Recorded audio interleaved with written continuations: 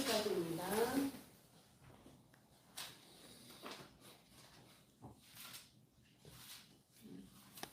다 찾으셨으면 제가 한 절, 후보님의 한 절, 마지막 줄을 같이 읽겠습니다. 그 이후에 하나님이 아브라함을 시험하시겠고 그를 부르시되 아브라함아 하시니 그가 이르되 내가 여기 있나이다. 여호와께서 이르시되 내 아들 내 사랑하는 독자 이삭을 데리고 모리아 땅으로 가서 내가 내게 일러준 한 산 거기서 그를 번제로 드리라.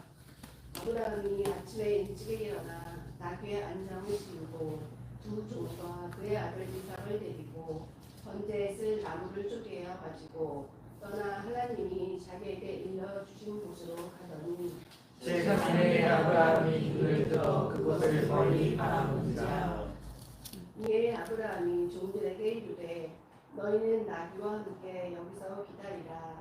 내가 아이와 함께 저기 가서 예배하고 우리가 너희에게로 돌아오리라 하고 아브라함이 이에 번제나무를 가져다가 그의 아들 이삭에게 지우고 자기는 돌아가 칼을 손에 들고 두 사람이 동행하더니 이삭이 그 아버지 아브라함에게 말하여 이르되 내 아버지여 하니 그가 이르되 내 아들아 내가 여기 있노라.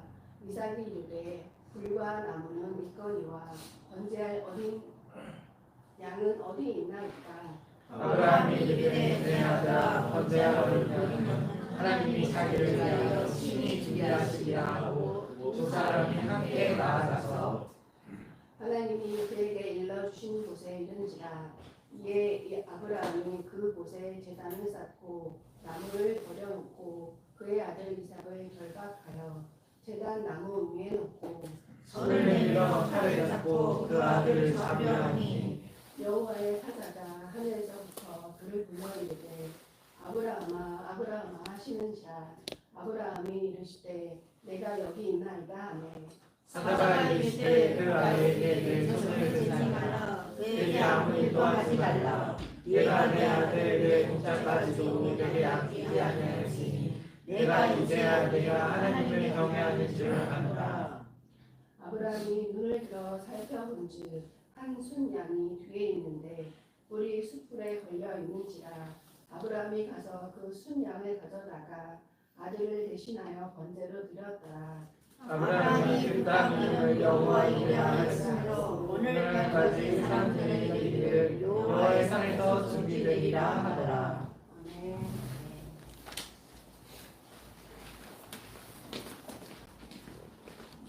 우리 교제하는 시간입니다. 예쁘나 같이 인사하시죠. 잘 오셨습니다. 반갑습니다. 반갑습니다. 반갑습니다. 환영합니다. 사랑합니다. 네, 축복합니다. 아름다운 마음이 모여서 하지요.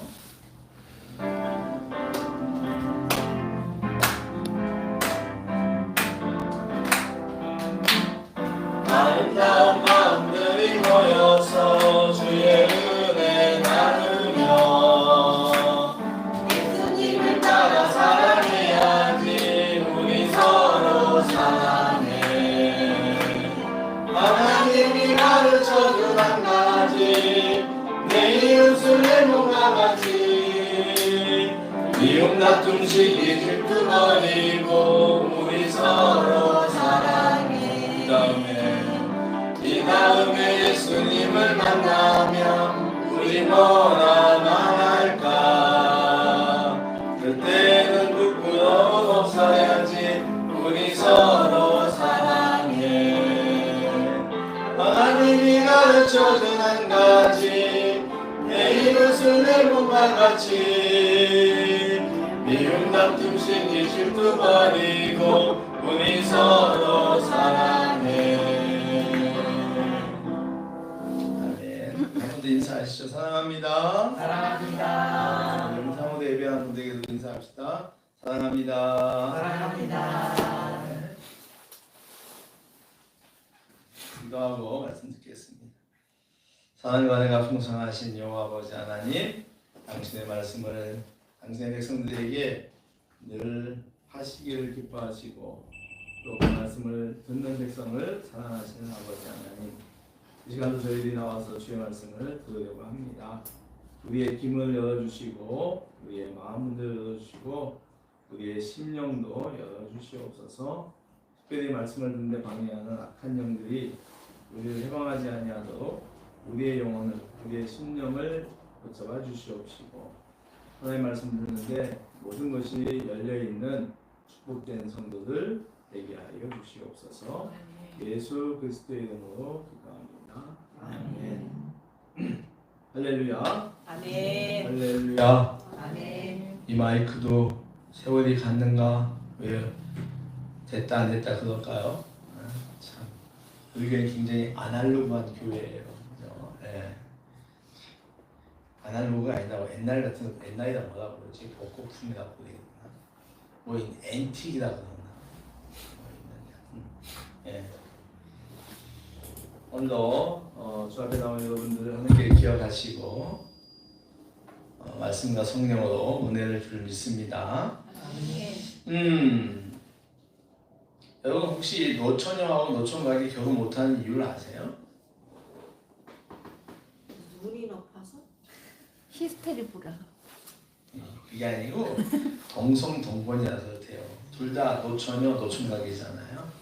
네, 뭐 그런 썰렁한 유머예요. 할배 개그예요. 자, 오늘 우리는 아브라함 얘기를 좀 들을 텐데요. 아브라함 앞에는 꼭 우리는 믿음의 조상이라는 말이 붙어 있죠. 조상이라는 말은 어떤 일을 처음 시작한 사람이라는 뜻입니다. 예. 시조라는 뜻이죠.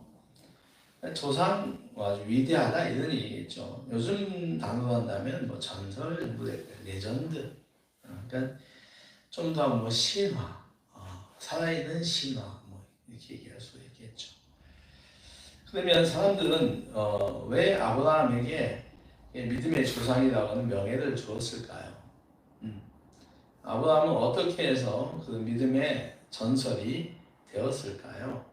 오늘 우리는 그의 신앙을 살펴보므로 우리 믿음에 도움을 얻고자 합니다.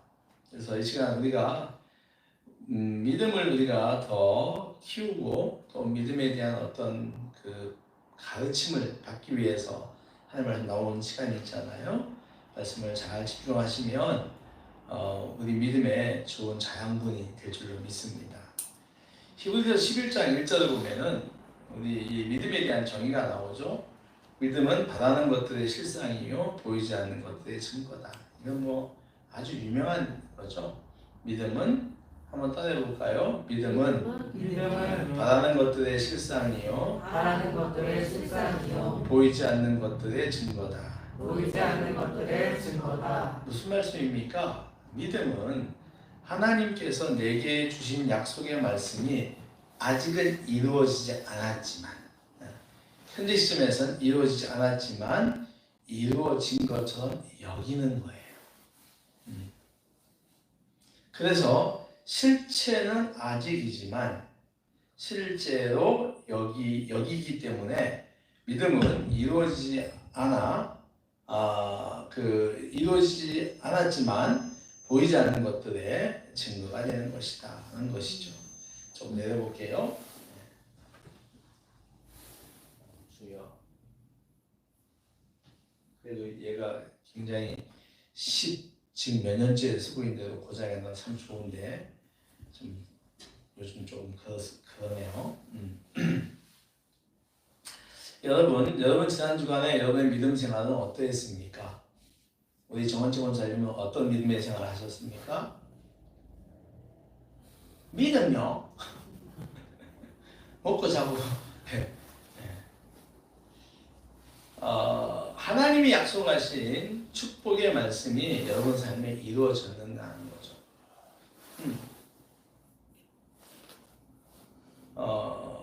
그리고 어떤 내 삶의 어떤 축복의 그 말씀이 주는 축복이 이루어지지 않았을 때 여러분 어떻게 반응했는가 하는 것입니다. 춥습니까? 추우면 3단으로 키세요. 하나 더 키세요. 괜찮아요? 다른 분들 어떠세요? 안 춥습니까? 괜찮습니까? 예. 그러니까 하나님의 축복의 말씀이 내 삶에 이루어지지 않았을 때 우리는 어떻게 했는가 하는 겁니다. 하나님 말씀이, 그러니까 쉽게 말하면 지난 주간에 축복이 나한테 복이 오지 않았어. 그럼에도 불구하고 하나님께서 나에게 복을 주시겠다고 하는 그 말씀을 믿고 포기하지 않고 살았는가 하는 것입니다. 아니면 그저 그렇게 그냥 대충 살았는가 하는 거죠. 만약에 우리가 하나님의 은혜를 입었고 또 비록 은혜가 있지 않았지만 맞아. 우리 김수혁 집사님 지난주 3일밖에 일 안 했잖아요. 그 주님의 복이 이만큼입니까? 아니만큼? 헷갈리죠? 그 전주에도 3일밖에 매일 일해야 하는 분들이 반식을 안 하면 이게 생활에 타격이 옵니다. 네. 그러니까 어떻게 보면은 2주 동안 우리 치료주사님은 반밖에 일을 못했어요. 축복인가요? 아닌가요? 헷갈리죠? 그리고 2월달에도 앞으로도 보니까 이번 주에 추석이 있지, 다음 주에도 뭐 추석 추석이 아니라 설날 있지요. 막 그냥. 근데 또 이 현장은 또 겨울이잖아요. 겨울에는 또 일감도 좀 적을 때. 어떻게 본다면 지금 우리 치달기사님께서는 하나님의 말씀해 주시는 어떤 복보다는 육신의 복을 얘기하는 거예요. 복보다는 좀 그렇지 않은 것 같다. 집에서 하루 종일 놀면 좋을 것 같죠? 혼자 있어 보세요. 재밌습니까? 집사님, 혼자서 집에 쟁일 있으면 재밌습니까? 답답하지. 깝깝해요.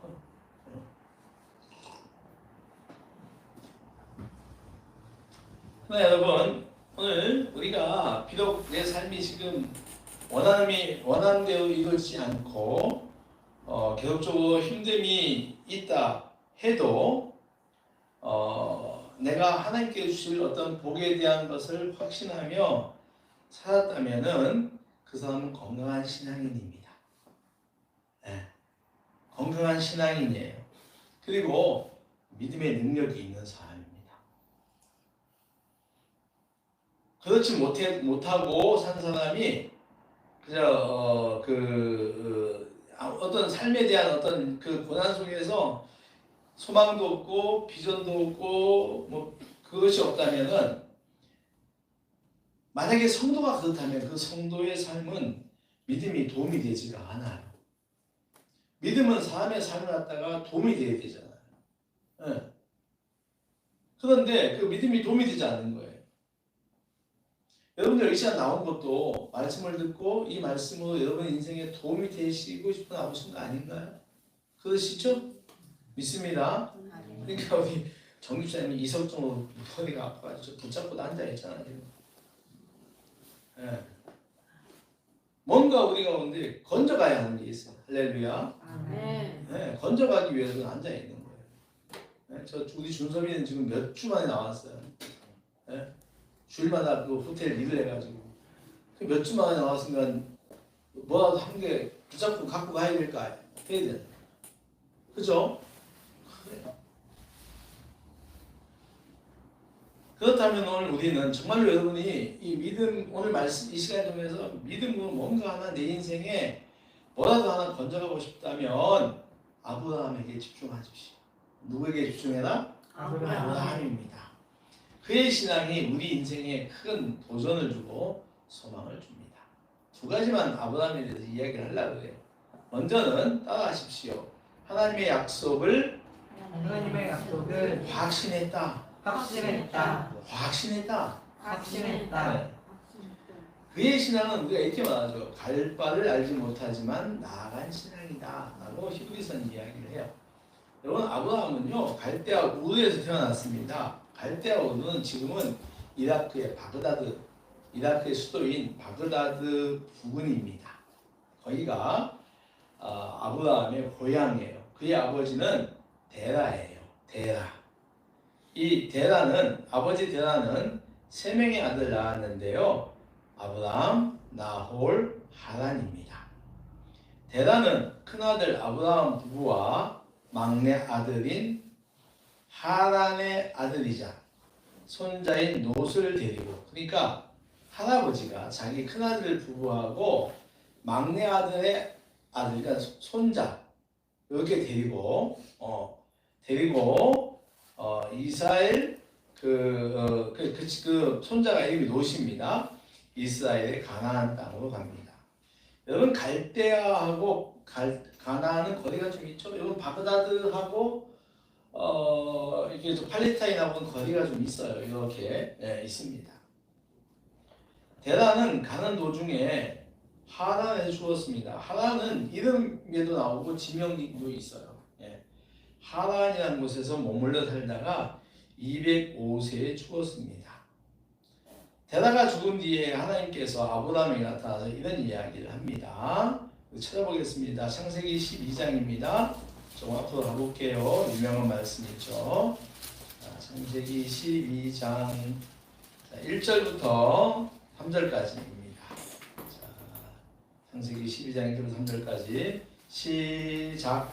여호와께서 아브라함에게 이르시되 너는 너의 고향과 친척과 아버지의 집을 떠나 내가 네게 보여줄 땅으로 가라. 내가 너로 큰 민족을 이루고 내게 복을 주어 내 이름을 창대하게 하리니 너는 복이 될지라. 너를 축복하는 자에게는 내가 복을 내리고 너를 저주하는 자에게는 내가 저주하리니 땅의 모든 족속이 너로 말미암아 복을 얻을 것이라 하시니라. 아멘. 이것이 아브라함이 받은 하나님의 약속이에요. 하나님이 뭐다? 약속. 이거죠. 내가 보여줄 땅으로 가거라. 너에게 복을 주어서 큰 민족을 이루게 하겠다. 너를 복의 뿌리가 되게 하겠다. 복의 조상이 되게 하겠다는 거죠. 그리고 사람들을 향한 복과 저주의 키워드가 되게 하겠다. 네가 그 사람을 복을 주면 내가 복을 줄 것이고 네가 그 사람을 저주하면 나도 그 사람을 저주할 것이다. 굉장한 복이죠. 그 말을 듣고 그는 하나님께서 어디로 가나는 정확한 횡선지도 말씀하지 않았음에도 따라 나갑니다. 요즘 말로 하면 나 따라와라 라고 했는데 어디로 가요? 라고 묻지 않고 그냥 네 하고 배낭을 챙겨서 나갔다는 것입니다. 그래서 이 상황을 히브리서는 갈 바를 알지 못하고 나갔다고 얘기해요. 갈 바 어디로 갈지 모르는데 그냥 나갔다는 것입니다. 즉 목적지가 정해지지 않았다고 합니다. 그래서 목적지를 모릅니다. 그래서 내가 어디로 갈지 내 장래가 어디 갈지를 몰라요. 그리고 여러분 사람은요 안정성이 있어요. 그러니까 내가 계속 머물고 싶은데 머물고 싶어하는 마음들이 있습니다. 왜 그렇죠? 위원분들이 왜 한 곳에 계속 살고 싶어하죠? 익숙하니까. 편하니까. 익숙한 것이 또 편하니까. 그러니까 이미 거기는 자기의 삶의 패턴이 다 잡혀져 있는 거지. 그렇지 않습니까?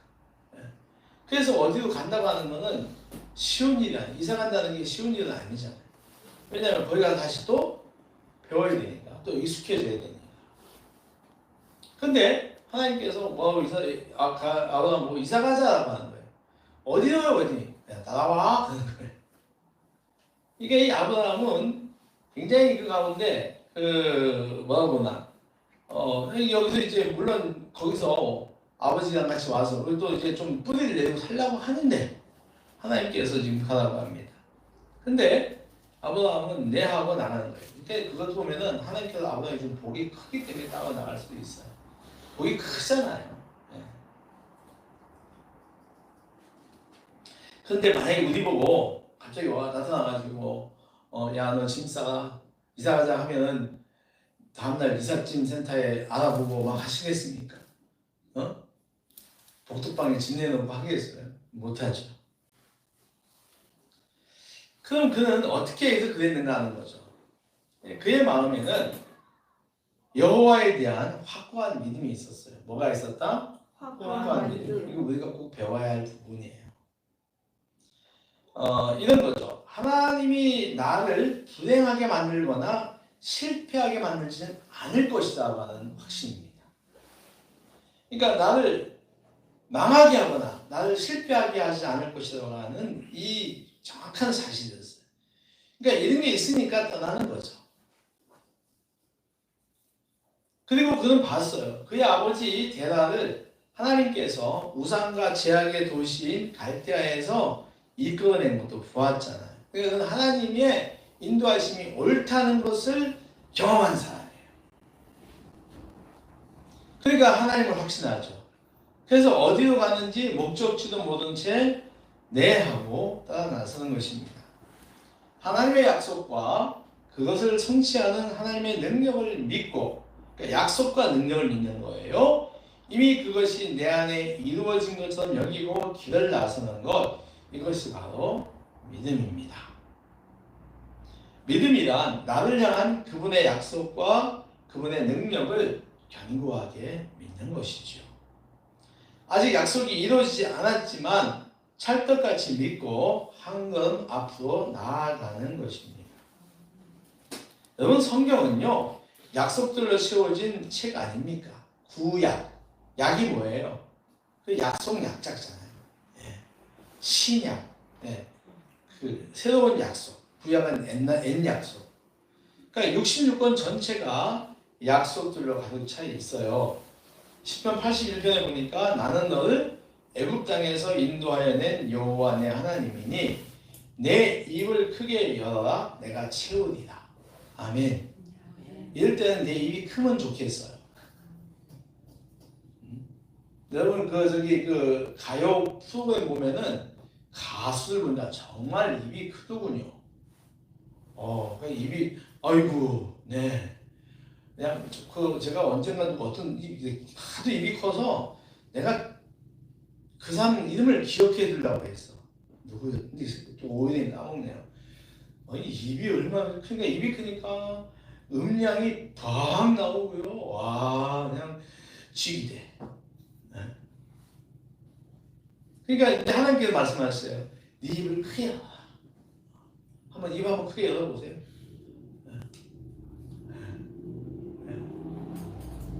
저번주 목사님도 입 한번 열어봐요. 크게.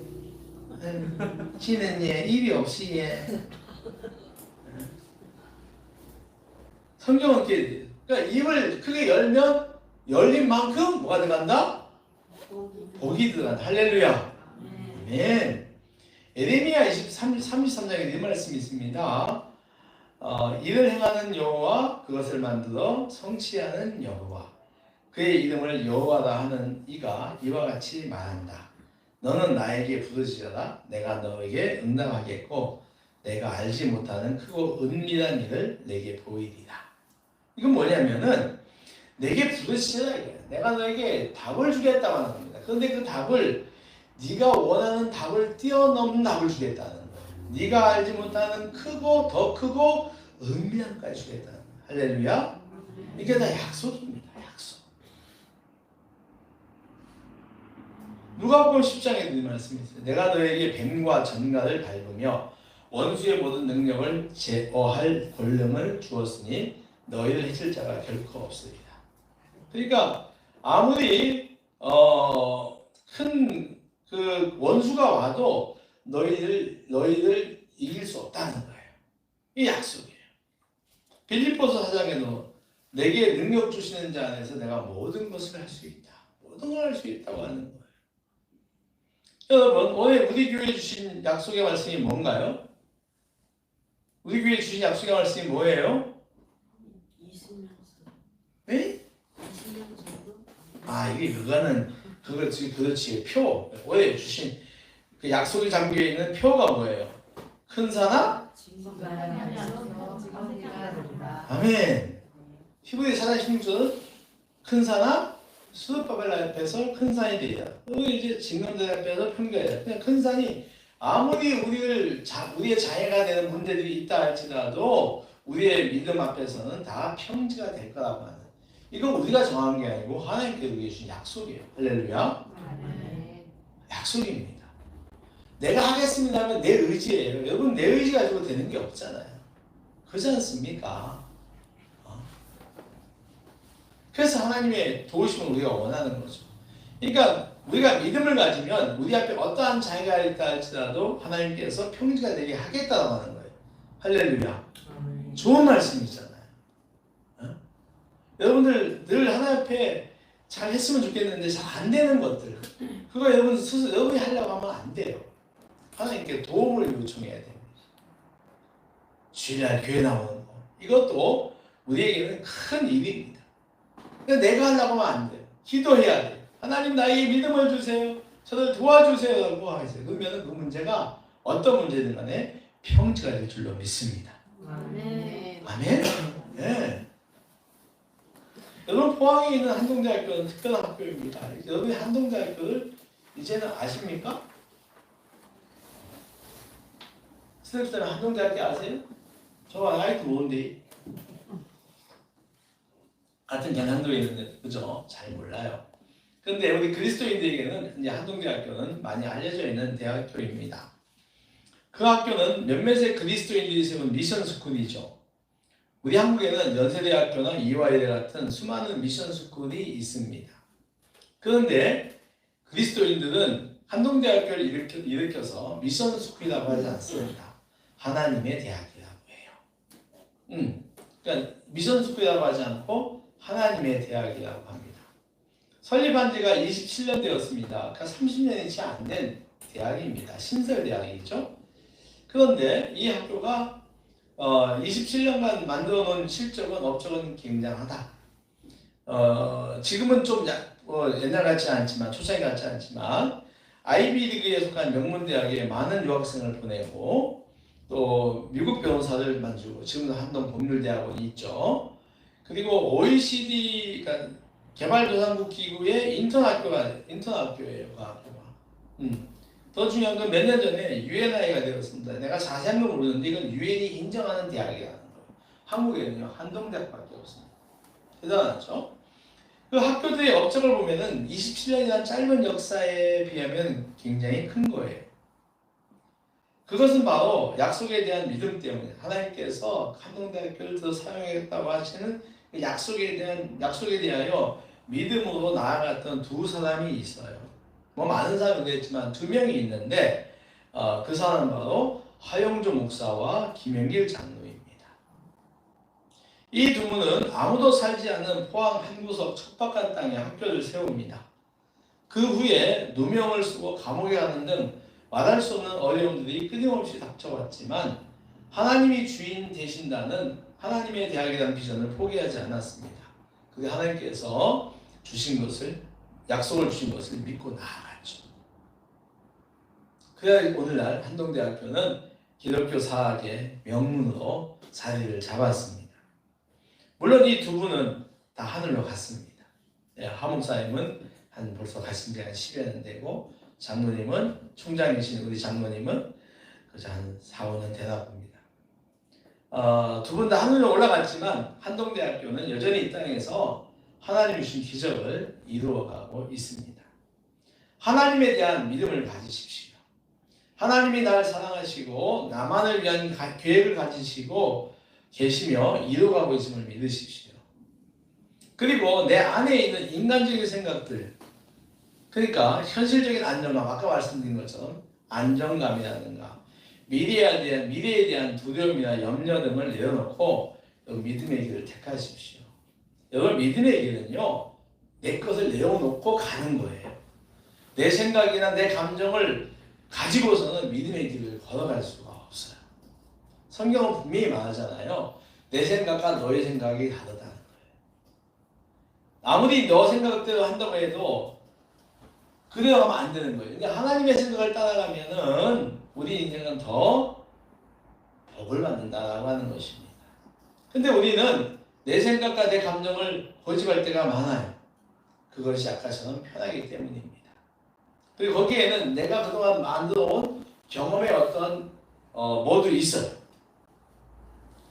그러나 성경은 그렇게 내 생각이나 감정대로 사는 것은 하나님이 기뻐하지 않고 사탄이 기뻐한다고 가르칩니다. 사랑하는 성도 여러분, 믿음의 세계로 발을 집어넣으시기 바랍니다. 나를 믿고 살았던 때와는 전혀 다른 세계가 열리고 이제까지 느끼지 못했던 새로운 기쁨이 충만합니다. 이전에 나와는 전혀 다른 스펙터클하고 어드벤처한 세계가 열리는 것입니다. 여러분, 하나님께서 여러분이 주신 축복의 약속과 그것을 이루는 능력, 인도하심을 믿고 믿음의 삶에 도전하시기를 축복합니다. 두 번째, 따라하십시오. 하나님의 능력을 확신하고 순종했다. 여러분, 우리가 하나님을 믿고 따라가는 데 있어서 변수들이 많아요. 변수가 뭡니까? 이제 상황들이죠. 집안 상황, 개인적 상황, 이런 것들이 있겠습니다. 오늘의 본문에도 변수가 나옵니다. 창세기 22장에는 아브라함에게 있어서 아주 중요한 이야기가 나오죠. 하나님은 그가 75세에 부릅니다. 몇 살에 불렀다고요? 내용은 이렇죠. 약속한 땅을 너에게 주며 그곳에서 너의 자손을 번성하게 하겠다라고 하는 거예요. 그렇다면 반드시 자녀를 줘야 하잖아요. 자녀를 주어야 합니다. 그런데 75세에 떠나서 12년간 자녀가 없었습니다. 기다림에 지친 그의 아내는 몸종인 하갈을 아브라함에게 주어서 아기를 낳습니다. 이스마엘이라고 하는 아들을 낳아요.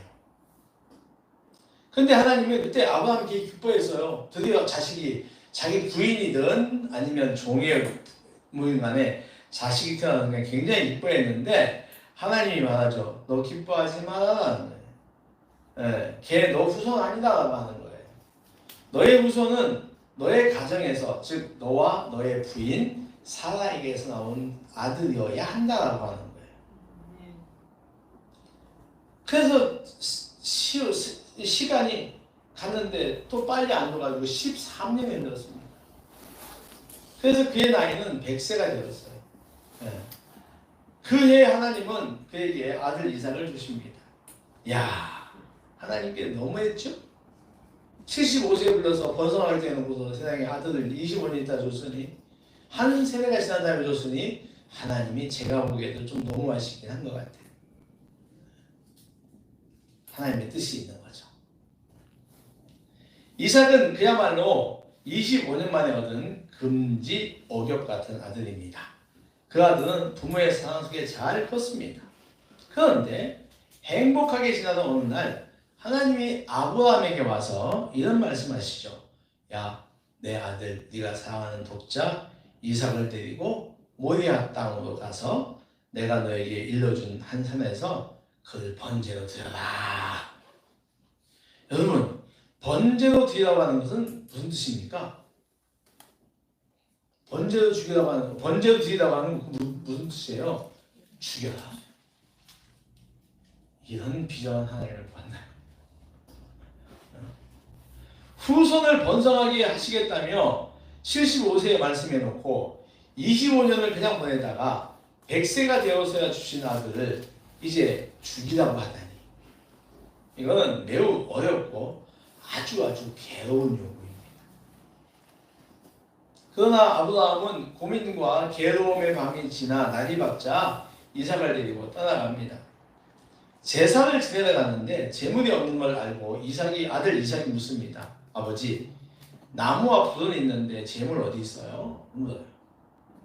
근데 아브라함이 이렇게 하죠. 야, 네가 재물이야. 그렇게 할 수 있나요? 야, 네가 재물이야. 너 이제 죽을 거야. 말 못하죠. 이렇게 말하죠. 하나님이 양을 준비해 놨을 거야 라고 이야기를 합니다. 이 아들도 참 사춘기 막 들어갈 텐데 지금 시대가 그 시대가 모르겠지만 대단한 아들입니다. 그리고는 아들을 묶고는 제단 위에 올려놓고 칼을 들어서 잡으려고 합니다. 그때 하늘에서 부르죠. 그의 이름을 2번 반복하여 부릅니다. 11절입니다. 같이 읽어볼게요. 시작. 11절.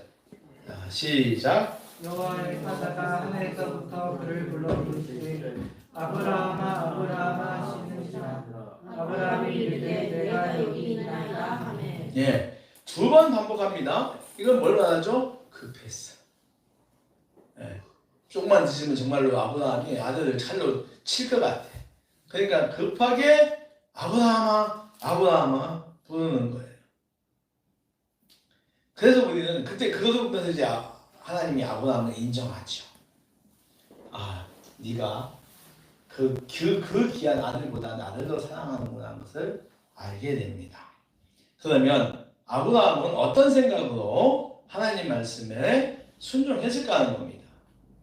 당연히 하나님께 따지고 이의를 제기해야 함에도 군소리 없이 따랐다는 겁니다. 만약에 여러분 갑자기 베드로가 생각이 났어요. 예수님께 따지기 잘하던 베드로. 만약에 베드로가 아브라함이 베드로였다면 베드로가 어떻게 했겠어요? 하나님 똑바로 하십시오. 그렇게까지는 않겠지만 심하게 따지잖아요. 왜 이제 예루살렘 올라가서 왕이 된다고 하셔놓고 왜 갑자기 죽는다고 하십니까? 하면서 막 따지잖아요. 네. 근데 아브라함은 그렇지 않습니다. 그래서 아브라함하고 베드로는 기질이 다른 사람들이죠. 근데 어쨌든 이 아브라함은 하나님 말씀에 순종을 합니다. 군소리 없이 합니다. 물론 그 밤에 굉장히 괴로웠을 거예요. 그것은 이것입니다. 왜 그가 그게 했을까? 역시 마찬가지로 하나님의 약속과 능력을 믿었다. 할렐루야. 네, 하나님의 약속과 능력을 믿었다는 겁니다. 여러분 이렇게 보면은 순종이라고 하는 것은 나 자신과의 싸움이에요. 누구와의 싸움이다? 나 자신과의 싸움. 맞습니다. 내가 내 생각, 내 감정을 인정하고 따라가느냐, 아니면 하나님 말씀, 하나님 생각, 하나님 감정을 인정하고 따라가느냐 하는 것이에요. 아브라함이 이삭을 바쳐주었던 것은 하나님 말씀과 생각을 따라갔기 때문입니다. 이삭에 대한 아브라함의 사랑은 그야말로 최고지요. 그러나 하나님이 바치라고 합니다. 죽이라고 합니다. 순종합니다. 분명한 것이 있습니다. 그것은 아브라함의 생각 속에 이겁니다. 100세의 아들을 주신 하나님이 그 이상 나이에도 주실 능력이 없겠는가라고 하는 거예요. 아니 내가 100세 내 부인이 조금 했는데 100세의 아들 주신 그분이 내가 이 아들 바치고 150살에도 주지 않겠냐는 거예요. 할렐루야. 내 나이가 150이 되든 200이 되든 하나님은 또 다른 자식을 주실 것이다 라고 하는 믿음이 있다는 것입니다. 이것이 그를 믿음의 전설이 되게 한 것입니다. 아브라함의 믿음의 탁월함에는 또 하나가 있어요. 그것은 그 인정을 초월하는 신앙이라고 우리가 얘기를 합니다. 믿음에는요 3단계가 있다고 해요. 1단계가 뭐냐면 자연환경, 즉 비가 오나 눈이 오나 바람이 부나 주님 앞에 나오는 신앙입니다. 그리고 자아 환경이 있어요. 자아. 이건 뭐냐면 내가 속상하고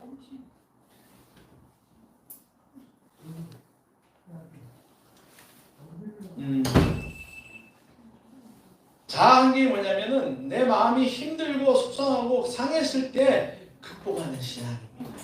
이게 1단계 신앙이라 그래요. 네. 그러니까는 날씨가 비가 오나 구주나 불구하고 또 교회에 주님 오는 그런 신앙이죠. 주님을 가까이 하는 신앙입니다. 또 내가 내 남편과 다투거나 사람과 관계가 어려워질 때도 그걸 다 극복하는 신앙이 1단계라고 해요. 두 번째 2단계는 이건 이제 인정인데 사람과의 관계예요. 그러니까 사람과의 관계에서 어떤 일이 일어났을 때 그것을 극복하는 신앙입니다.